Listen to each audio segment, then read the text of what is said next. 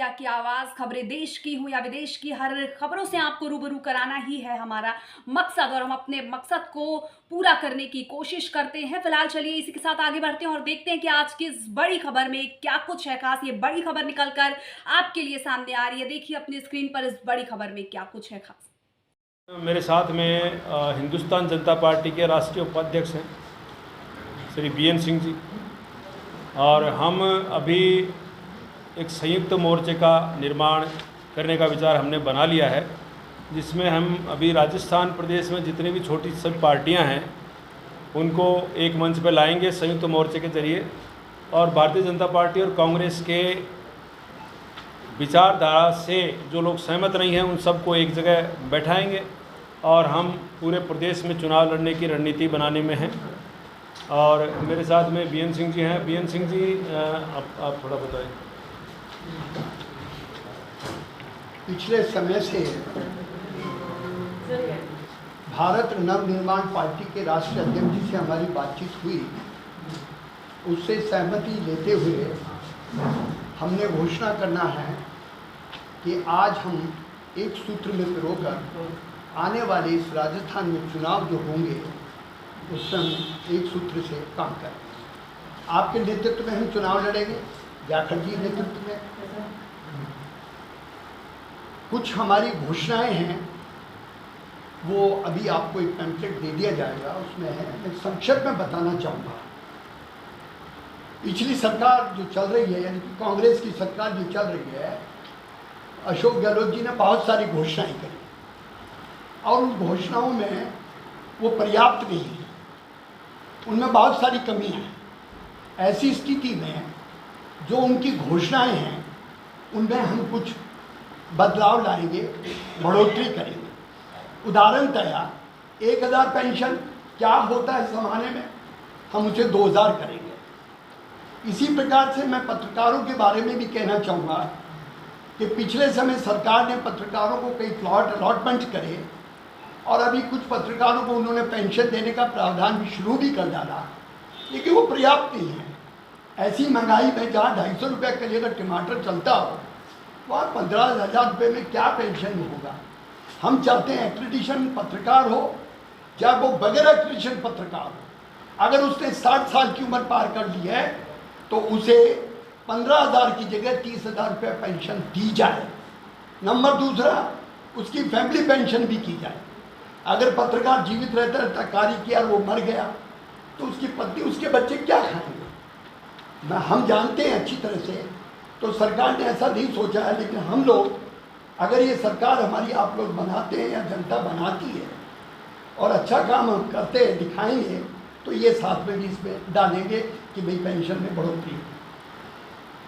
किसी भी रिटायर्ड, जैसे पत्रिका में हो, चाहे भास्कर में हो, चाहे Navbharat times, times of India में, एनीवन किसी भी पत्र में कोई पत्रकार रिटायर्ड हो जाता है तो उसे पेंशन तो मिलेगी, लेकिन उसके प्लॉट वो राज्य सरकार देगी, वो हम देंगे।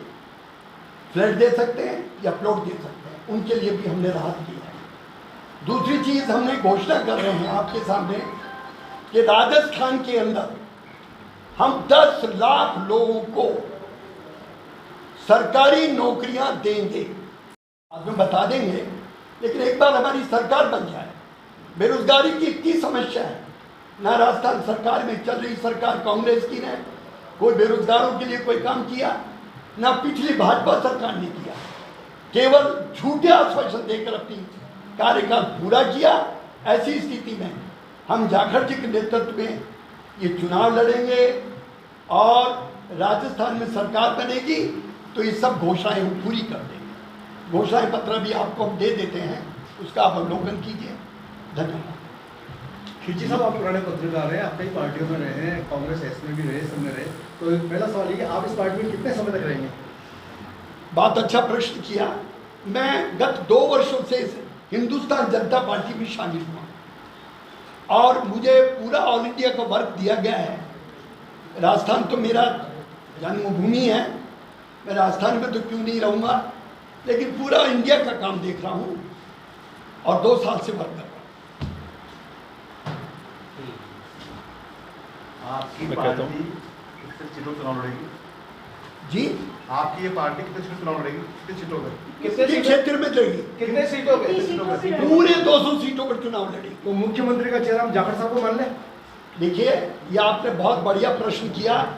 मुख्यमंत्री बनेंगे तो जाखड़ जी बनेंगे, इन्हीं के नेतृत्व में जो चुनाव लड़ा जाएगा तो मुख्यमंत्री के दावेदार यही रहेंगे। पार्टी कौन से चिन्ह पे वोट देगी? अब जनता किस चिन्ह पे आपको वोट देगी? वो हमारा चुनाव चिन्ह जो भी चुनाव आयोग देगा उस चुनाव पर हम चुनाव लड़ेंगे।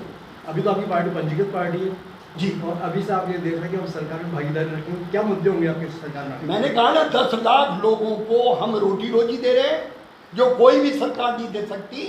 नंबर 2, नंबर 3, हमारे जो कुछ मुद्दे हैं उनको अभी प्रेस नोट आपको जारी कर रहे हैं, उसमें आप अवलोकन करेंगे, सब बातों का आपका पता लग जाएगा। जब क्या आवश्यकता पड़ गई थी पार्टी बनाने की? देखिए, पार्टी बनाने की आवश्यकता तो इसलिए पड़ गई कि कांग्रेस और भारतीय जनता पार्टी में हम एक आम जनता की तरह पिछले समय से हैं और उन्हीं के लिए वोट भी करते आए। 2014 में बहुत अच्छे सपने दिखा के मोदी जी आए, एडमिशन वहाँ ज़्यादा से ज़्यादा हो इसलिए सरकारी स्कूलों को डाउन किया जाए और वो सफल भी रहे। और मैं इसमें इनके पीछे पड़ा हुआ हूँ, इससे मुझे तकलीफें तो खूब आ रही हैं लेकिन मैं हटूंगा नहीं और हमारी पार्टी इस क्षेत्र में भी खूब काम करेगी। आपने जैसा भी कहा कि आप संयुक्त मोर्चा के रूप में कर रहे हैं, तो जी। अभी आप जुड़े हुए कितना है, किसके साथ में, और आगे भी कोई और भी आपके साथ? देखिए, हमारी बातचीत काफ़ी दलों से चल रही है जो प्रादेशिक स्तर के हैं और कुछ अच्छी सीटों वाले लोग भी हैं जिनका नाम मैं अभी आपको नहीं कहूँगा, बैठ के फिर साथ में ही कहेंगे, मंच साझा करके ही कहेंगे। और सितंबर तक हम कंप्लीटली पूरा मोर्चा तैयार कर लेंगे, हम उसकी तैयारी में हैं। सभी से हमारी बातचीत चल रही है। हम कांग्रेस और बीजेपी के खिलाफ एक ऐसा संयुक्त मोर्चा खड़ा करेंगे जो जनता को भी पसंद आएगा और जनता के लिए काम करेगा। वो मोर्चा जिसमें वो पार्टियां होंगी जो किसान के लिए, गरीब के लिए, मजदूर के लिए लड़ने वाली पार्टियां हैं, आम आदमी के दर्द को समझने वाली पार्टियां हैं। जैसा खिंची साहब ने कहा, 2010 में पत्रकारों के लिए घोषणा की गई प्लाट्स की, मेरे पास अभी भी जानकारी है कि ऐसा अभी तक हुआ नहीं है, प्लॉट्स मिले नहीं हैं। 10-10 हज़ार रुपये जमा भी हुए, प्लॉट्स किसी को मिले नहीं। जो मिले हैं तो उनको मिले हैं जो उनको चाहते थे। अब इससे आगे आ जाते हैं, आपके पत्रकारिता में अखबार को सुबह सुबह फेंकने वाला होकर होता है, उसकी दशा पर किसी भी पार्टी ने नहीं सोचा आज तक। हम तो उस स्तर तक जाएंगे जहां पर आम आदमी की तकलीफ़ को हम कम कर सकें, क्योंकि हम ग्राउंड के आदमी हैं, हमें पता है तकलीफ़ कहाँ है और हम खुद जाकर हमारी क्षमता से जितनी तकलीफ़ कम हो सकती है उतना करने की कोशिश करते हैं। आप राष्ट्रीय अध्यक्ष हैं। जी, प्रदेश कार्यकारिणी आपकी तैयार है? हमारी हाँ जी स्टेट जी डिस्ट्रिक्ट लेवल की जी। और ब्लॉक लेवल की जी आप विधानसभा चुनाव लड़ने की तैयारी कर रहे हैं और जी। विधानसभा पे आपका काम चल रहा है। अभी बता रहा हूँ आपको, हमारी जिला स्तर पर और ब्लॉक स्तर पर कार्यकारिणियों की सूची लगभग तैयार है। हमने जैसे ही इसको शुरू किया था उसी समय हमारे पास में मिस्ड कॉल के माध्यम से लगभग 5 लाख से ऊपर मिस्ड कॉल आए। हम उनसे बराबर संपर्क में हैं, सारे ग्रुप्स बन रहे हैं और आपको जल्दी ही जो है अगस्त में हम ये घोषणा कर देंगे। प्रदेश की कार्यकारिणी की युवा मोर्चा के कुछ गठन हो चुके हैं, कुछ पदाधिकारी हमने बना दिए, अपने स्तर पर वो काम कर रहे हैं। प्रदेश अध्यक्षों की घोषणा हम अगस्त में करेंगे और इसके साथ ही सितंबर में हम सभी प्रत्याशियों की घोषणा भी कर देंगे समय से पहले, ताकि उनको काम करने का अवसर मिले। और हमारा काम करने का तरीका बिल्कुल अलग होगा, हम काम पहले करके दिखाते हैं, वोट बाद में मांगते हैं। आज मैं मेरे क्षेत्र में भी यही कर रहा हूँ, काम मैं पहले से कर रहा हूँ और अभी 6 महीने से नहीं कर रहा हूँ, 3 साल से कर रहा हूँ। 3 साल से मैं समाज सेवा ही कर रहा था, लेकिन ये जो प्रेरणा हमारे को आई है वो भी नेताओं की दी हुई है। उन्होंने हमें प्रेरित किया कि आप हमें हटाइए, आप हमारे से बड़ी लाइन खींचिए। हम बड़ी लाइन खींचने वाले हैं और हम उन्होंने क्या किया उनकी बुराइयों में नहीं जाएंगे कतई। हम अपना काम करेंगे क्योंकि नेचर से हम समाज सेवी हैं, हम राजनेता नहीं हैं, इसलिए हमारा जुड़ाव सीधा जनता से। जाखड़ जी, इसमें 2 मुद्दे चल रहे हैं जी। एक समान नागरिक संहिता का और एक चल रहा है लाल डायरी का, तो आपकी पार्टी क्या स्टेटस है? देखिए, ये सब इनके नाटक हैं, मैं इनमें नहीं पढ़ना चाहता हूँ क्योंकि डायरी लेके गुड्डा जी यूँ लहरा रहे थे, उसी समय खोल के भी दिखा सकते थे, कैमरे सबके सामने थे। लेकिन डायरी पहली बात तो है ही नहीं। मेरा तो ये मानना है वो अपना एक नाटक करना चाहते हैं कि मैं फेमस हो जाऊं, और उनका क्या इरादा, वो हमेशा से ऐसे ही रहे हैं। बसपा में आए, कूद गए कांग्रेस में, फिर बसपा में, फिर कांग्रेस में कूद गए। उनकी आदत है जिनके साथ रहते हैं उनके साथ दगा करने का उनका काम है। तो वो अपना काम करते रहे, हम उसमें नहीं गिरने वाले हैं। और समान नागरिक संहिता की जहाँ तक बात है तो इसके लिए सभी वर्गों से बातचीत करनी चाहिए और उसके हिसाब से ही फैसला लेना चाहिए जो देश हित में हो। जहाँ पर उचित है अनुचित है, नहीं, उचित अनुचित मैं अभी नहीं पढ़ूंगा। इसलिए नहीं पढ़ूंगा कि जब तक आम जनता की पूरी तरह राय नहीं आती है हम किसी फैसले पर पहुंचने वाले लोग नहीं हैं, क्योंकि हम तो समाज सेवी हैं। हम सीधा स्टेटमेंट राजनेता के रूप में दे दें, ये मैं उचित नहीं मानता। मैं मेरे क्षेत्र की बात कर देता हूँ। मेरे क्षेत्र में हमने युवाओं को जोड़ा समाज सेवा के। आज तक मैं 3 साल में 20,000 पेड़ मैंने झोटवाड़ा क्षेत्र में खुद लगाए हैं मेरे हाथ से, 20,000 हर बार। और इस बार तो बीते वर्ष में लालचंद कटारिया जी खुद साथ थे हमारे, और उन्होंने कह कह के लगवाए। और उनसे जो उन्होंने घोटाले भी किए ना, वो तकलीफ़ उनको हुई जब हमने अपना बोर्ड वहाँ लगाया कि ये पेड़ टीम वंदे मातरम ने लगाए। इस पेड़ तो बोर्ड को उखाड़ के फेंका, क्योंकि उसका वो पैसा भी उठा रहे थे। तो ये घोटाले थे, उनकी तकलीफ़ उनको हुई।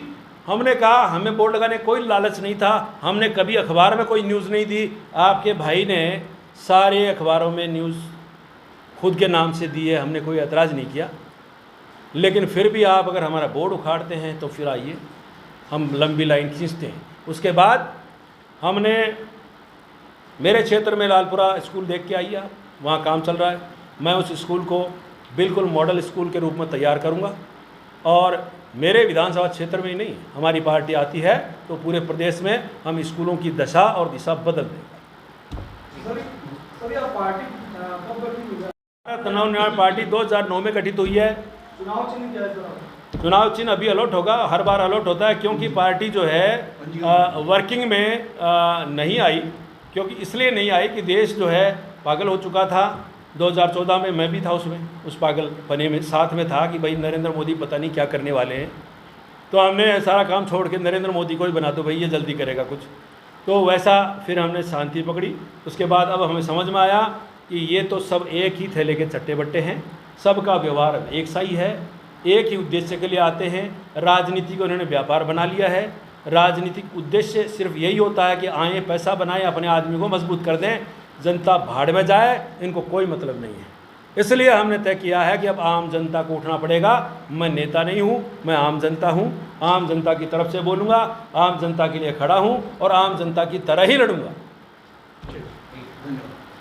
फिलहाल के लिए इस खबर में बस इतना ही। ऐसी और तमाम बड़ी और अपडेटेड खबरें हम आपके लिए लेकर आते रहेंगे। तब तक के लिए हमारे साथ बने रहिए और देखते रहिए डिजिटल इंडिया की आवाज। और अपना प्यार हम तक ऐसे ही बनाए रखिए। हमारे चैनल को लाइक करिए, सब्सक्राइब करिए और शेयर करना ना भूलिए। साथ ही बेल आइकन जरूर दबाएं। धन्यवाद।